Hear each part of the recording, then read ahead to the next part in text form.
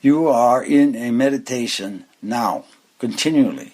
You need to connect with the one that's doing the meditating, and you're involved with it. You're involved with a sitting being, I'm going to call it a Buddha one, in you that's meditating. Yet the interaction with that one has not been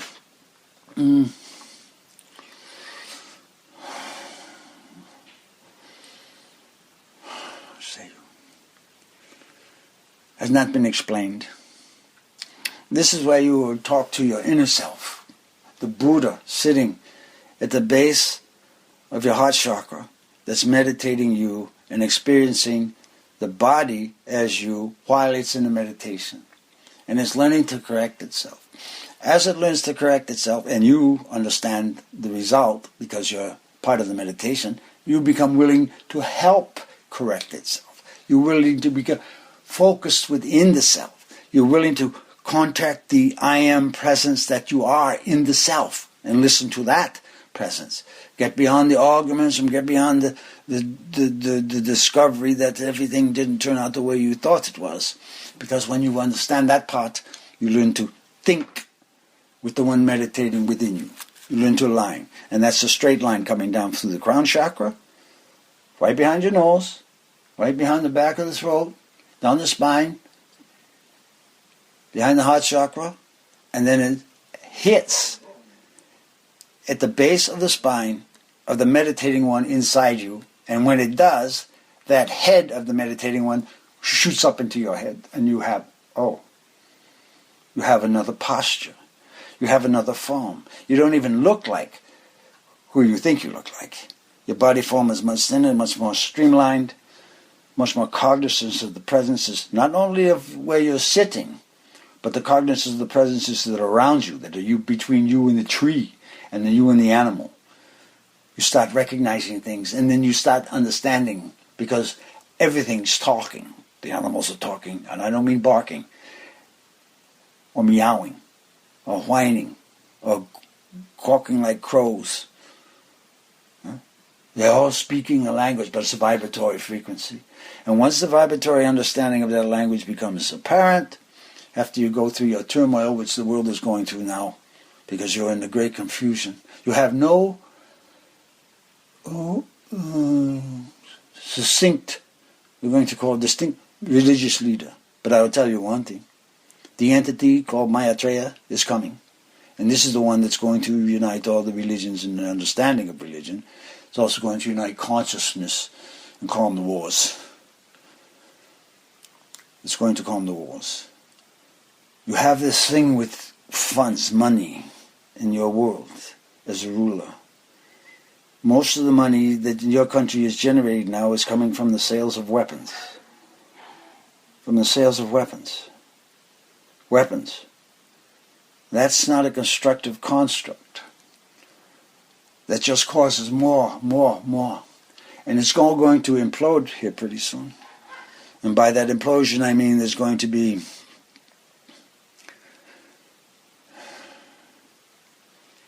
even the evil ones will get distraught in their process of thinking they're going to overcome or conquer the world or whatever this little paradigm they're playing is, as they think it. They're going to have major illnesses. And the only heal for illness in that category is surrender to the divine force and understand that everything deserves the right to live under its own jurisdiction, pretty much. But you haven't figured that one out either. There's so many that just want for themselves to want, and not do anything to satisfy that want. They think they should be given because they am. Well, that's a process of God's self, true. Yet at this level, it doesn't work. When you move to the God self, then you're presented. You don't need to call for anything because it just comes. It pretty much comes and you don't want it, actually, sometimes. Because you have to do something with it. You just can't sit with it. So you've got to distribute it. And that's what the Father does. As it goes back, He doesn't need it. He sends it back. And that's what the Mother does. She sends it back. She's the one that has to petition for the gentleness to the children, and it comes back, but the children don't understand it. They're spoiled kids all over. And you're seeing it. You're seeing it. You cannot turn on your media without an argument being generated at some level. That is why it is necessary to be very careful in watching what you're watching and to what you're tuning into, because that's someone else's mindset talking or trying to set you up as within his paradigm. You feel it, you see it, and you can't help. Sometimes you act like that because you haven't. The human condition thinks that's the way it's supposed to be because everyone else is acting like that. But the little ones come up, they know that's not the way it's supposed to be, and they're having difficulty, many of them now, because of this have to act like everyone else or be like everyone else. You're different. You can't be. You have to be different because the divine force is so different in everything. All creatures are different for a reason. Is there I'm going to say supreme being wants to experience everything as it is with everything, and it has no consternation with it. This is the human condition that was given the privilege to understand this, to grow up to be this God force itself, and to have your kingdoms, as you wish to call them, someplace where you are there, but you have to understand the allowance of what you create. Once you create life, you must allow that life. You don't own that life. You can manipulate it and control it as best you can with words and verbiage and all of these things, but it's a life uniquely understood there. And no one can understand someone else's life. You can't. Except the fact that you know you're all living, and you're in the same space, and you're breathing the same air, and you're looking at the same thing, but the receiving of the perception and the knowledge of what you're receiving from the visual and the touch is different. You interpret the things differently. Everyone has to, because you are unique. Individually, unique, forever, unique, eternally unique. And you're going through this process of understanding your own uniqueness, fitting in with everybody else's uniqueness. Not a dominance thing. Not a dominance thing. It's an equality, equal thing. And you find your paces and pieces together, and it's a smooth movement. It's like a boat on smooth water. It's not a storm on the ocean. You don't want a storm on the ocean. But this is what you've got in your world now. Storms on the ocean. And the magnetic poles are shifting. You're having this magnetic influence within you shifting, because if the planet shifts, you're going to shift. You can't help it. You're standing on it. You can't get off it. You're in a bubble, so to speak. That's right. As was determined by the Virgin Mother, she has, requested, and it has been placed, as you say, these crystal sphere, crystal bowl, we'll call it, look like a bowl, that descends for protection. And that protection is coming for interference with thought processes that would influence you in a negative direction. Right now, under this bubble, you're free to think and do what you need to do and correct yourselves. Because if you saw that this major protection dome wasn't there, you wouldn't have the ability to handle the thought process. You couldn't. The weight of it alone would put you into a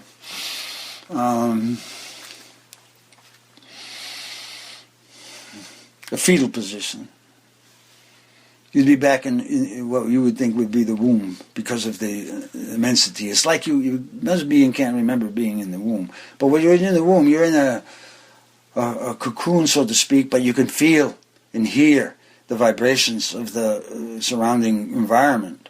And in that, you develop a status there that, oh, this is how I have to handle that, I have to be careful of that. That sort of process goes on in your electrical construct. As a newborn coming in, you're coming into knowing these vibratory frequencies. And they're not the same of where you came from, because where you came from was much gentler. And then you got squeezed. And that's what you forgot, the part about the squeeze. How did you get squeezed? In your books, that talks about crossing the river Styx, and you drink the water and you go into forgetfulness. Yeah, you go into forgetfulness. But if you choose to remember, I remember, it'll come to you. You will remember, and it'll affect the back of your skull. Because the information of all things is in your bones. Your skull has the images and the holographic frequencies, recognitions of what the stars look like when you are a mineral looking up. The bones know. It's a holographic image in your skull that you project out and look and recognize. And when you get into that understanding, you're going to find out that you are out there at the stars looking down at yourself, but you can't quite get in, so you've got to twist. And you twist as you come down, you twist to the left a little bit to come in. So you can look at the stars and think you're looking at the stars when they're really inside your skull. So you're learning to do, well, your physical world's understanding holographic images. And you're going to find out you're an electrical conduit. And the basis for those holographic images are all inscribed in your bones. All up. That's why the people think they want to have tattoos. Because they're getting the reflect, or the information of that sort of pressure, that sort of inscribing, that's already there in the bones. And you think you're going to bring it out. You can't bring it out. You shouldn't bring it out, actually. You should understand your bones are the secret ingredient of yourself. Your bones are the secret ingredient of yourself. And that's why you should talk to your fingers, because they each activate a different meridian. You should talk to your hands. You should talk to your feet, your knees. You should talk to all your joints. Nature knows the bones. And that's why this entity, Edgar Casey recommended peanut oil in the 40s, in the 30s. He knew. He was told. And that little nut has a sacred oil for the bones, because the nut grew in the dirt, and it knows the dirt, and it knows the bones come from the dirt, or the minerals anyway, and it helps. It has a loving consciousness toward your bones, and that's why it doesn't stay on your skin long as you rub it in your hands and your fingers. It lubricates, and there's a love frequency there between that peanut oil and your bones, because the bones know the peanuts, basically. When you work with yourself and the understanding of the meditating self and the peanut oil and what you call the rose quartz and the clear quartz, you understand those are the frequencies of your auric field. They don't alter. You adjust to them for the health of the body and the system. And there's another stone that would help you individually, and I'm going to tell it's a turquoise, would be very helpful for you. A turquoise, little turquoise necklace right at about the throat chakra. Did you hear me? Yes. Okay. Yes, thank you. You're welcome. Now, in the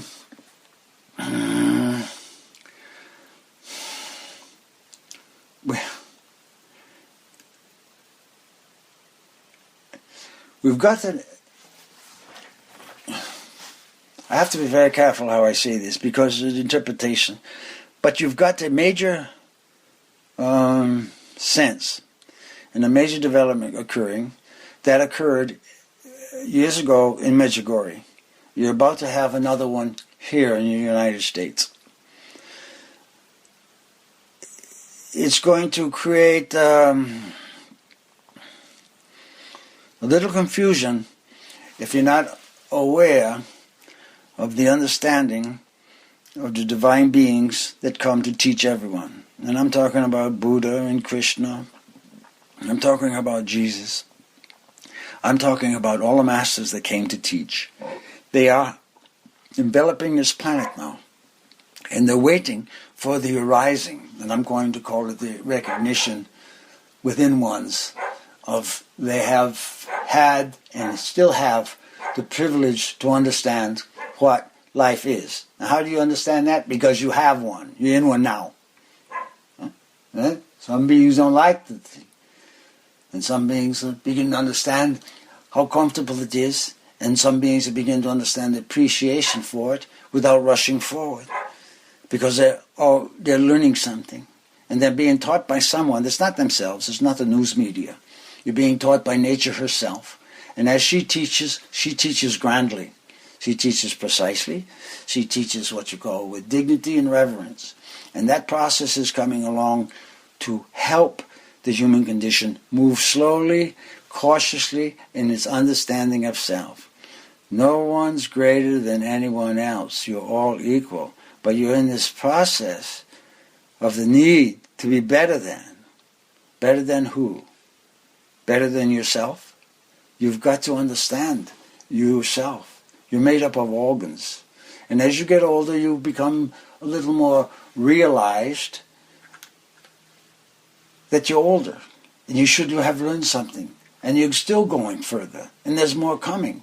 And what you should be able to define now, the process of the presence that's going to come to you daily. And in that definition, you learn how to work yourself. That's why now it's going to be important to notice the times of the days when you're feeling what you call, well, tired, one, but you're also feeling a different spiritual force. Notice the time. Because there's a secret in the numbers, as you have this clock thing you're working with, and not the nature of, the nature of time as it relates to the sun and the moon in the combination of their forces. The sun reflects to the moon and comes to you. And the moon communicates with the ocean, which is a major body of water. But it also has that same communication with the water that's in your being. And you're 70% water. So most of the communication you're receiving is coming from the moon, but you have to understand why and interpret it correctly. The moon has juxtaposition in your emotional field. It does. Another concept. In your world, you say the moon pulls the tides. But in the other world, the ocean is pulling and pushing the moon for the great love and attraction of this light being in the sky at night. The ocean itself. And in the dark period, there's a soliloquy that goes on there. It's sort of a musical request for the moon to appear again within the ocean and the ocean creatures. And as you're going through this process, you're going to find out that the ocean and the ocean creatures are what are really supporting life for you. The whales and the dolphins, which are dying now all over. What's that to mean? That means your waters are being polluted. It can't support the life that gives you life. And where's that going to put you? The radiation that's in those systems now is dangerous. Waters evaporate. That radiation doesn't evaporate. It settles, it moves. And you're having that in your air now. Pretty soon you're going to learn that you need to be ecologically clean. Pretty soon. And you're going to see how where all this damage came from. And how the particular industries care not of nature. It's a money thing. So there's a correction process going on, and sad to say that the human condition is living through it. Not only in the political arena, on both sides of these things, and it's in your social arena, it's in your religious arena. Each one is trying to establish more territory. You can't. You only have got what you got now. And the individual units now, I'm talking about the individual humans, are going to start waking up. And they're going to come together with people they want to be together with, not forced to be together with, like in your work environment things. You're going to be developing sustainable communities, but first you have to find out how to sustain yourself. And you're going through that process now, literally. Because as you get this turn coming,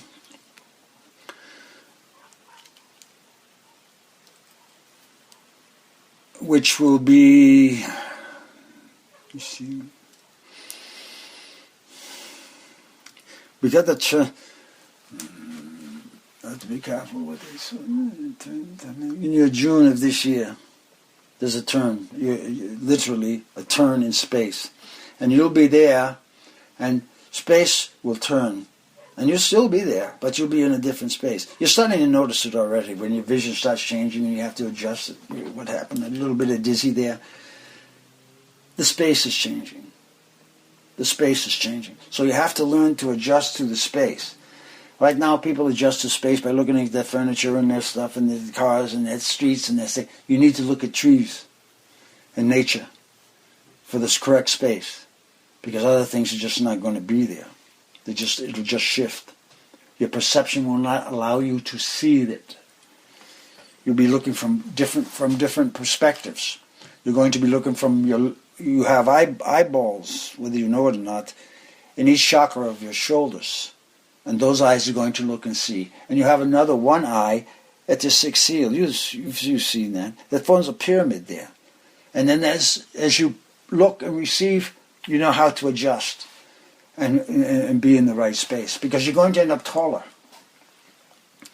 You're going to end up taller, a little taller in one aspect, and then a little shorter in another aspect. But you'll be able to move in that thing. It's like you're holding 3 levels at the same time. Each level requires a different process of thought. Each level requires a different posture of the human condition. And you have to maintain that ability. And it's a straight posture. It's a line that comes from the third, down to the second, down to the first where you are. I call the first where you are, where you're walking on your ground. That anchors in the solar plexus. And then it hits down in the pelvic area where your feet know where it is. And then you have to come up from the pelvic area to figure out, oh, I'm in here now. Okay. Your bodies are changing. The entities with you, your triplicity, are coming in. You call them the Father, Son, and the Holy Spirit. So the Holy Spirit is the major one that's integrating all these processes for you. And that's the blue sheath that's around your bones. And that's why Shiva is blue. It's the Holy Spirit's force that's crushing the bones, makes the bones bleed in joy. It's tears of joy. That creates your blood for you, so you have oxygen going through your system. That's the Holy Spirit doing for you. You don't know how to do that. You have no idea how your blood's formed in your bones and how it's pushed into the system. You don't have a scientific understanding because it's not there. It's not scientific. It's the Holy Spirit doing this blessing for you. But the Holy Spirit is one that hasn't been acknowledged, and that's one you can't blaspheme, because if you do, you won't be around very long. It's the understanding of the stories of Shiva. And there's the stories there for a reason. And when Arjuna and Krishna show up, they're there to fight evil, literally, world evil. Not just little evil in your little neighborhood. They're going to make some changes, and they're around. And behind them is Vishnu. So, that's who's around. And as you incline yourself to procedures, I will say, just to be in contact, all you need to do is think of Krishna or Arjuna, and it's right there. The upper right-hand portion of your brain. You're trying to instruct ones that don't pay attention. It's been doing that for a long time. Knows how to do it too. So this is the process the world is in. And you have your figureheads now in your political arena going through these phases.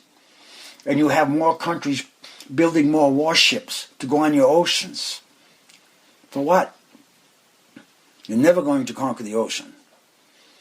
You take care of the people within your villages and your systems instead of going for this other conquest here, because you can't do it. And it's an ignorant concept. And you're seeing the results of the manipulation of consciousness that's been going on for decades here, for a long time. Manipulated consciousness has been going on for centuries, actually. But they've refined it to such a fine extent now, no one knows what they're thinking or who made that thought or where it came from. Because it's all in the airways, and that's all you know how to breathe. You don't know how to communicate with the animals any longer. You don't even know how to communicate with yourself. So you're going through this wake-up call now. And you have this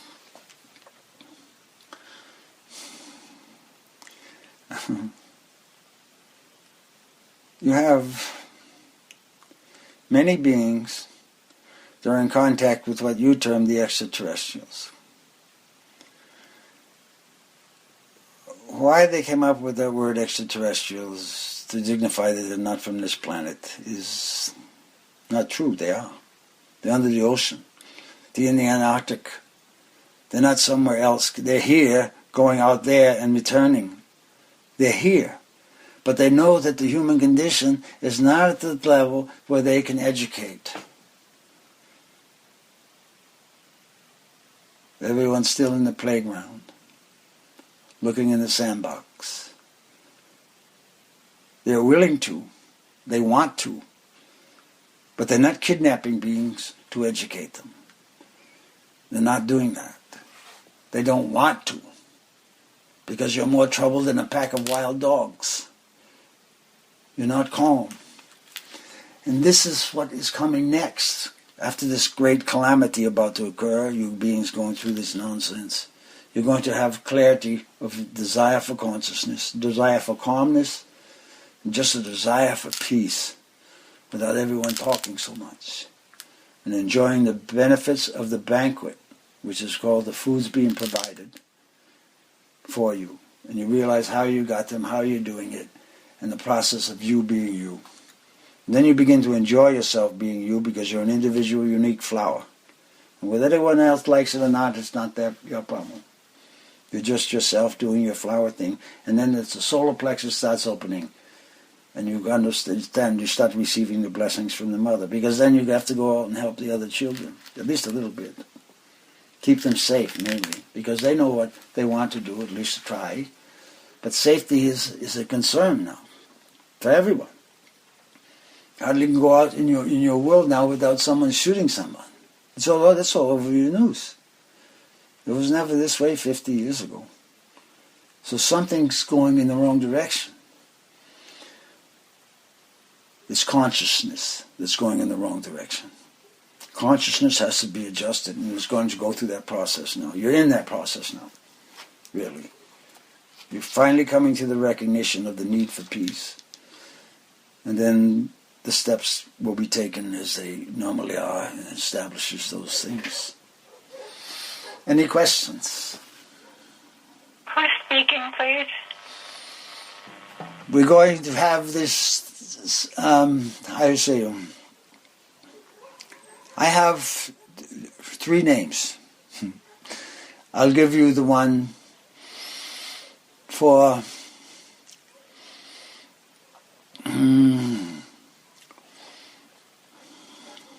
I'm called Patience. Huh? Okay. No, in the energy of patience. Who's behind patience?